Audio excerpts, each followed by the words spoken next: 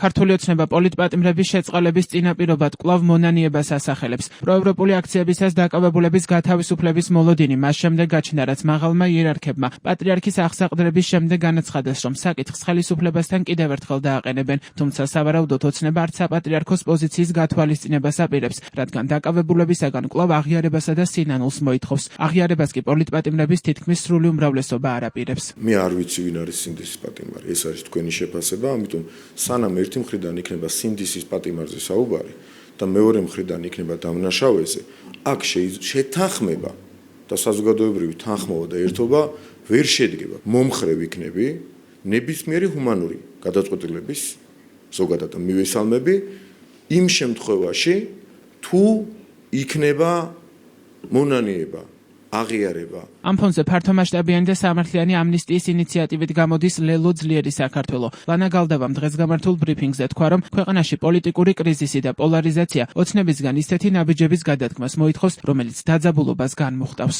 დღეს საქართველოს ციხეები სავსეა პოლიტიკური ნიშნით დაკავებული ადამიანებით. ყოველდღიურად მიმდინარეობს მოქალაქეების დაკავება დრაკონული და ანტიდემოკრატიული კანონების საფუძველზე.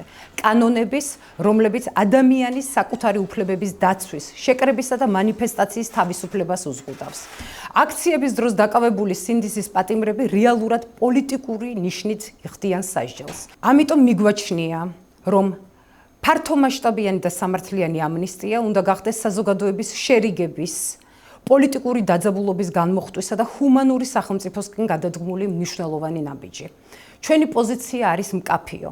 სასჯელების მუდმივი გამკაცრება არ არის გამოსავალი. პოლარიზაციის დასრულებისთვის, არსებული უმძიმესი პოლიტიკური ვითარების განმუხტვისა და ქვეყნისთვის ახალი პოლიტიკური სივრცის გახსნის მიზნით, ლელო ძლიერი საქართველო გამოდის ინიციატივით.